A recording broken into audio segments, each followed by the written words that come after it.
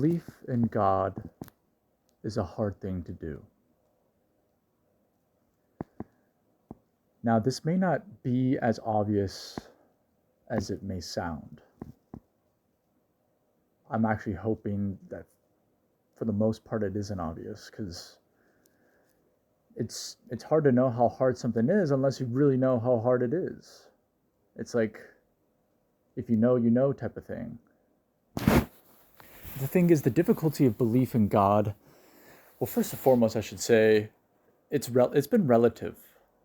Believing in God, trusting in God throughout one's life has been a relative thing according to the times, and where the world has progressed and where Earth has also progressed.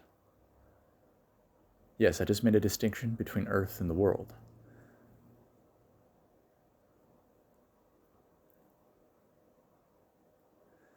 As time has progressed, with these different eras, you could call them, different periods, name it what you like, doesn't matter. There's been a noticeable difference when looking at the timeline of progress of humanity.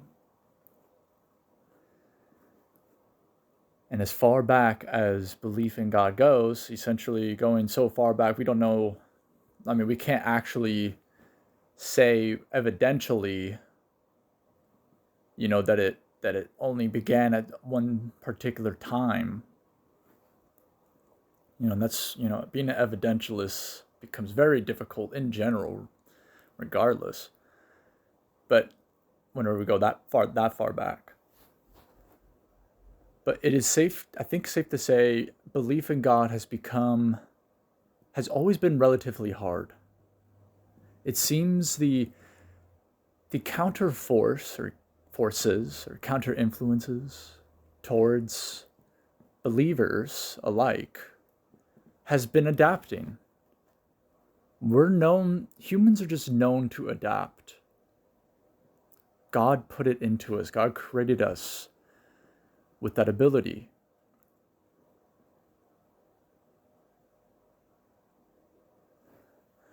And, thank goodness, because free will could have gone so many different directions.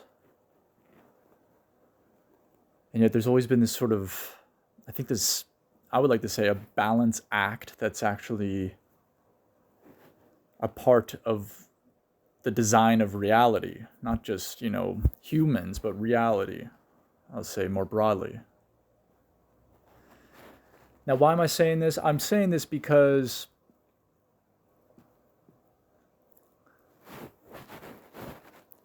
I think there might be a misperception out there of believers by non-believers. Non-believers being the ones who are misperceiving what being a Christian is about, ultimately, I would say. But, just to kind of be as down to the world as possible with these kind of people, I would say you're at least misperceiving what they're knowing and what they're experiencing. And that's where subjectivity is basically the thing that is very good at separating all of us. Unfortunately, when you are a non-believer, you're an independent thinker, and you think it's only you and your mind with your thoughts and whoever is like-minded with you, unfortunately, the subjectivity just can make you deny so many truth claims. And even if you were to get specifics, you still would be subject to your own subjectivity.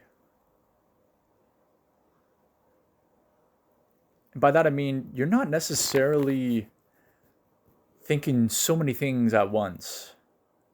If we actually talk about how our observations of the mechanics of how our brains are actually working right now, based on my own experience, again, I'm being subjective, but I'm just assuming this is going to ring true with anyone, given we're all humans still. We're all part of the same genetic source line here, the single genetic origin source line.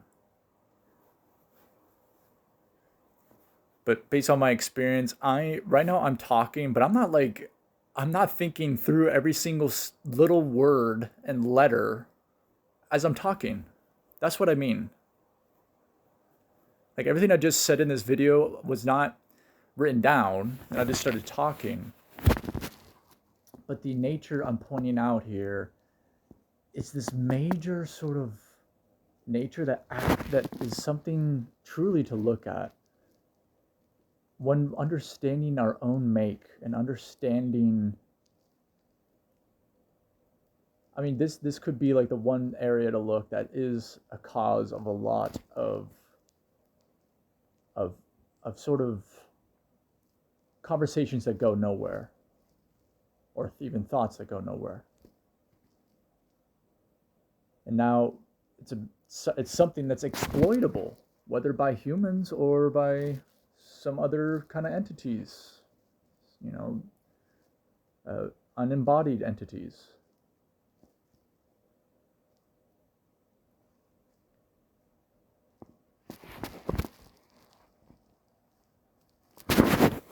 So this observation, it's a very specific observation.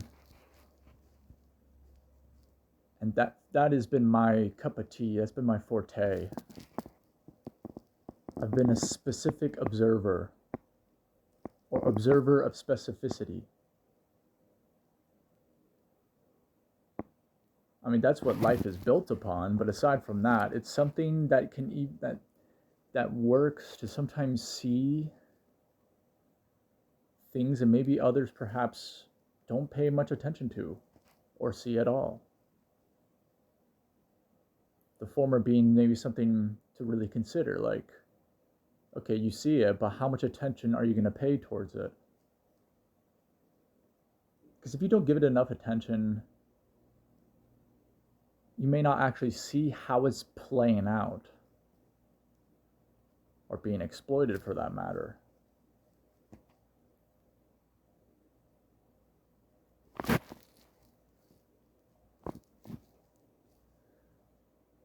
So if I'm sounding very obvious to you, well, again, you're still part of that same nature that I just that I'm talking about, which means, you know, you're thinking that immediately you know, it's like maybe you should think a little more, just a little extra.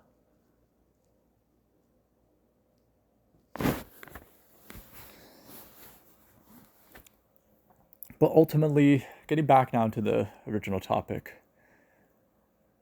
the relativity of difficulty believing in God, I think, has been due to this nature, which is why the adaptation of the opposition makes them seem they're neck and neck with believers right now on the fore. Like they're just as far, they're just as like understanding of the times and everything that's at play here, but they're just merely making a different choice of what they want to live by. But again, breaking it down the way I just did, and doing this across the board even, which it's not really possible for just one person,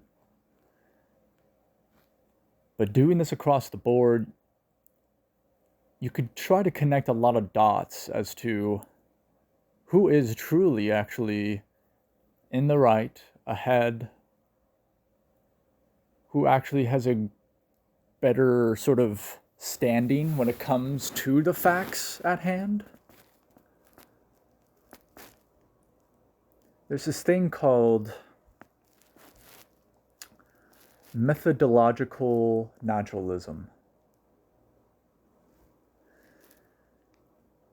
And I am just going to be this person who always brings up these kind of terms, but this term is somewhat of a poke at the major flaw. It's like an inherent flaw. I mean, this is like a core flaw of the non-believing side as it is today, right now. They use like things like a half-truth or I don't know if doublespeak is the right word, but half-truth is definitely one tactic. And a lot of content you'll watch, or just a lot of speakers that you see, wherever, whatever medium or outlet, or wherever you're seeing this data or information being projected out to you.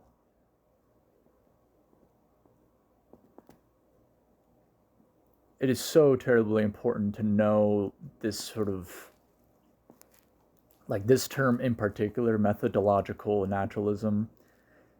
If you just understand what that's even saying, not even necessarily listening to the bias or anything that you might think you're hearing, it's pointing out that anyone who is trying to explain, say, like origin of life, but they're trying to like do away with the supernatural or the divine, or God. They use a lot of iffy language, a lot of matter-of-fact language, along with iffy language, along with half-truths, and some other kind of tactics. Even sometimes there's something called patent special pleading. All of this is being utilized. I don't know if it's intentional. That'd be horrible. I think it's just that they're forced to have to do it because they actually don't have all the answers or the ultimate answers.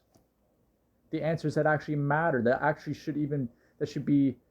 that would be the sort of credibility they need to actually seem more right, but it will never be received.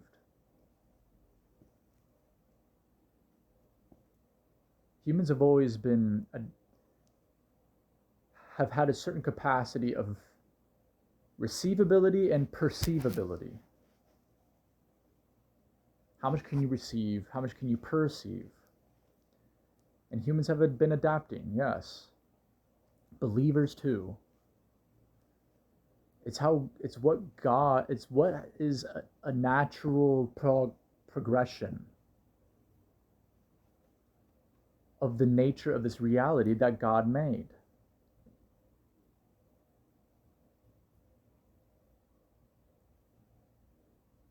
God gave us free will. He can't force his love on us, and he can't force change necessarily. Otherwise, he would maybe upset the fine-tuned balance that's at play here with all the natural laws, the laws of physics, the laws of chemistry, the sort of, I don't know if there's laws of biology, but you know what I'm saying. God has to be careful. We're fragile. When we're talking about God, who's omnipotent,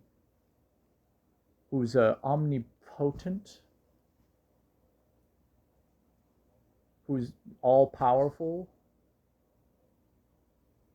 Like God, we're not like pets, but analogy to that would be to think like, well, if you're taking care of a fragile animal, I don't know. There's no analogy that's really best suited to even explain this because it's so different. Like, yeah, using a pet, that was probably a bad idea to bring it up. Didn't want to put that seed in your mind. Because I know a lot of people would try to take that and run with it, right? The non-believer side, namely. But God, I know we're serving a purpose. We're made in the image of God. That's not like a literal physical, visual representation. At least not fully. It's mainly describing a function, a role that we play. God created us because he loves us, because he wants us to enjoy life. But of course, we have to also be responsible and be stewards of the earth, which is said in Genesis. But it's just evident that we're supposed to live to enjoy life too, which I think people get wrong. They try to demonize God ultimately, due to nitpicking or cherry pick, it's like nitpicking out of scripture certain things whenever they're just blowing it out of proportion, not even keeping in mind the context or anything like that, or even the content. It just gets out of hand. So, people need to realize that, evil is here right now because of humanity. And maybe some of the other forces at play who also went against God, if I may say. If I'm talking to, me talking about God, obviously we have to be mindful of the other spiritual forces or principalities and powers. But the best way to put this, if God doesn't get rid of evil because God would have to remove all of humanity. It doesn't make sense. God would have to do something too major that'd probably be way more tragic than what God wants to happen.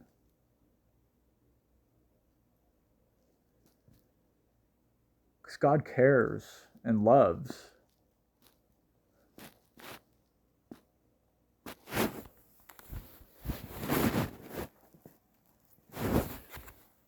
Now, I know this seems like it's on a tangent or off topic, but honestly, I could sometimes just see how everything's relevant, but it's like the opposite of relativity, right?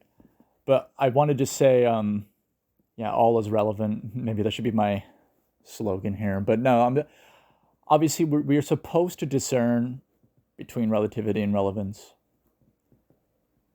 And, I'll just tie this back into what we're talking about.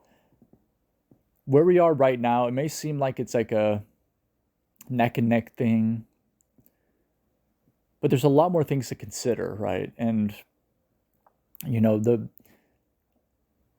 just got to know that belief in God is hard, and trying to go at these big questions and trying to understand these things, it is going to it becomes difficult. It's difficult. And we can't get a straight, the path to life is narrow and hard, is what Jesus said. And that's it. Like, short and sweet. It's really, and the sort of adverse to that, like if you wanted to say, like, if you're a non-believer, like, you choosing non-belief as your belief, you're still gonna be on, like, making things difficult in general for anyone else. Jesus was just realistic. He was down to earth. And that is, what people shouldn't get wrong here. But you can apply that to understanding how, it may seem like life is like, oh, well, it's like, it is like my choice. Like, life doesn't, it seems okay, like, whenever I'm not believing in God. Well, you got to be mindful of what it means, the long run. The fact that life is hard no matter what, I mean, that's just a blatant lie if you're saying your life is just somewhat, like, better to begin with. There's always suffering, which is why what Jesus said was perfect, because it's a down-to-earth way of being mindful of that, but also he gave us the way, because he is the way, the truth, and life. He gave us that.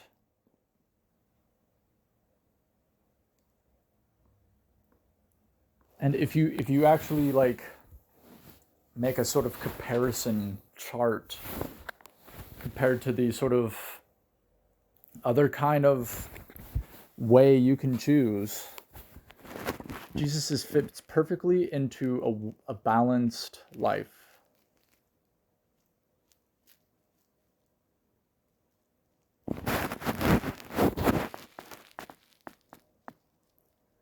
Now, the achievability is another thing,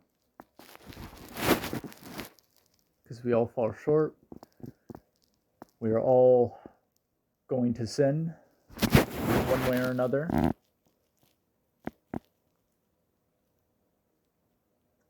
And we just have to not let that other sort of voice creep in and start saying like, oh, well, so there you go. Like, you don't even have to worry about it, or this is just so obvious. It's like, it's not obvious.